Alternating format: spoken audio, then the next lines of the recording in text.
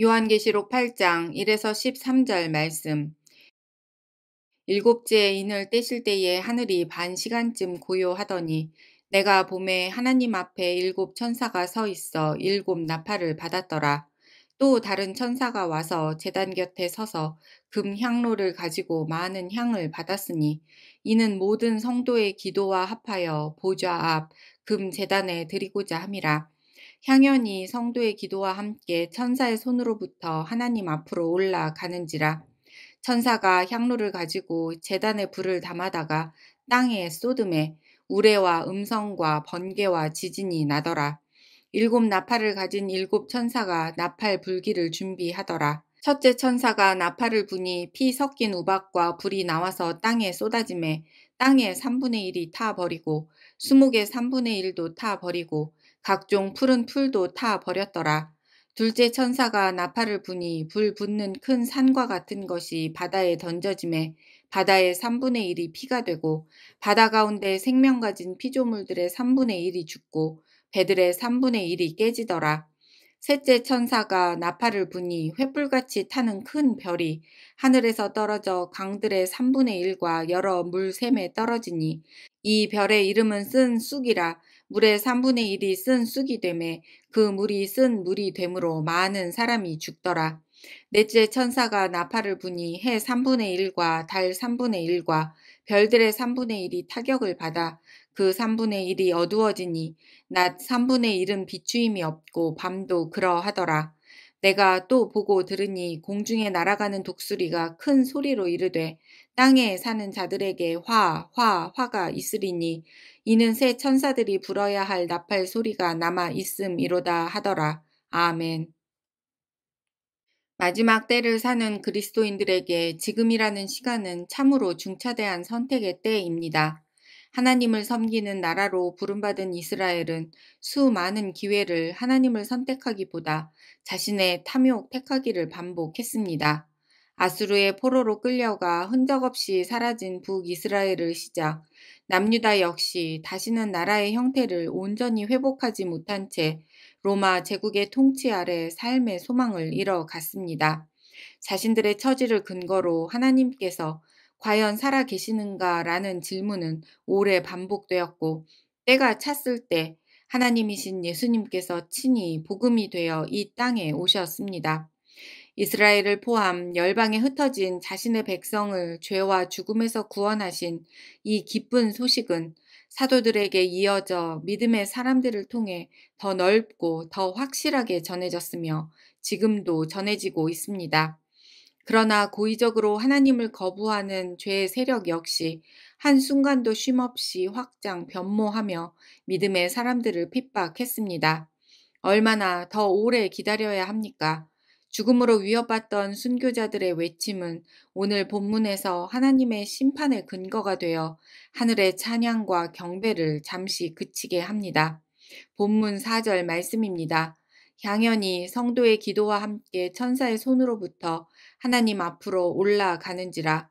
성도들의 절박한 상황을 더 잘 아시는 하나님께서 그 기도를 흠양하십니다.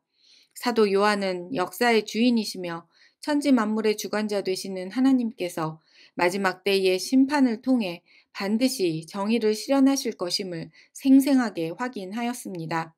로마가 통치하던 초대교회 성도들을 향한 핍박은 죽음을 두려워하지 않는 그들을 철저히 모욕하고 짓밟아 버리는 것이었습니다.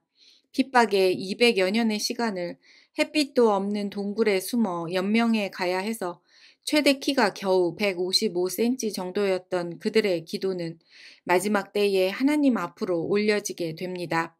그리고 그 기도는 다시 불이 되어 땅을 향한 심판의 도구가 됩니다. 이것이 마지막 때의 엄중함입니다. 2000여 년을 마지막 때로 살고 있는 성도로서 우리의 기도는 어떻습니까? 하나님의 이름이 당하는 모욕의 순간마다 우리는 어떻게 반응합니까? 성도들을 사자밥으로 던지거나 동굴에 숨어 살아야 하는 등 적극적인 핍박이 없으니 하나님의 이름이 높임받고 계시다고 확신할 수 있습니까? 사단의 계략은 더욱 교묘해져서 예배당이 커지고 교회가 세력을 가질수록 안심하게 만들어 더 쉽게 부패하도록 유혹하고 있지는 않은가 두려운 마음이 듭니다. 사도 요한이 본 네 번의 나팔 심판은 오롯이 하나님을 거부한 땅을 향해 있습니다. 그러나 하나님의 심판에는 반드시 경고와 설득의 시간이 주어집니다.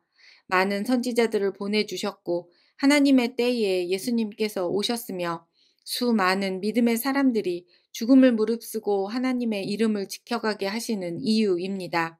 6절 말씀입니다. 일곱 나팔을 가진 일곱 천사가 나팔 불기를 준비하더라. 사도 요한이 보고 있는 환상은 에스겔이 보았던 환상을 떠올리게 합니다. 에스겔 33장 3절 4절 말씀입니다. 그 사람이 그 땅에 칼이 임함을 보고 나팔을 불어 백성에게 경고하되 그들이 나팔 소리를 듣고도 정신 차리지 아니하므로 그 임하는 칼에 제거함을 당하면 그 피가 자기의 머리로 돌아갈 것이라. 그러나 하나님의 심판의 가장 큰 특징인 회개의 촉구는 사도 요한에게 동일하게 보여집니다. 본문 12절 말씀입니다. 넷째 천사가 나팔을 부니 해 3분의 1과 달 3분의 1과 별들의 3분의 1이 타격을 받아 그 3분의 1이 어두워지니 낮 3분의 1은 비추임이 없고 밤도 그러하더라. 심판의 대상을 여전히 3분의 2나 남겨두셨다는 것을 반복해서 말씀하고 계십니다. 여전히 하나님의 심판은 최종 결말이 아니라는 것이 사도 요한과 교회들에게 큰 위로가 되었습니다. 계시록을 읽고 있는 우리에게도 큰 위로가 되기를 소망합니다. 주님을 향해 돌이켜야 할 우리의 자녀와 남은 가족들, 이웃에게 기회가 있음을 알게 하시기 때문입니다. 고난과 핍박 속에서 죽음을 두려워하지 않고 견뎌내도록 성도들을 보살피시는 하나님의 크신 긍휼을 기억하는 날 되기를 소망합니다. 전쟁과 기근의 소식이 그치지 않고 제국주의자들은 패권 싸움을 정당화하며 소중한 생명들을 마구 희생시키고 있는 무자비함이 노골적인 이 마지막 때에 믿음의 사람들의 기도를 지금도 하나님께서 흠양하고 계심을 잊지 않는 날 되게 하시옵소서. 주님, 주님께서 승천하실 때 곧 다시 오신다는 믿음으로 자신의 전 인생을 견디어낸 많은 믿음의 사람들을 우리와 함께 기억하시려고 말씀으로 기록해 주셔서 감사합니다. 어린 양 예수님을 통해 우리를 구원하신 은혜의 방식으로 이 땅에 주님의 정의를 강같이 흘러 넘치게 하실 줄 믿음으로 고백합니다. 인내하겠습니다. 주님을 바라며 견디게 해 주십시오.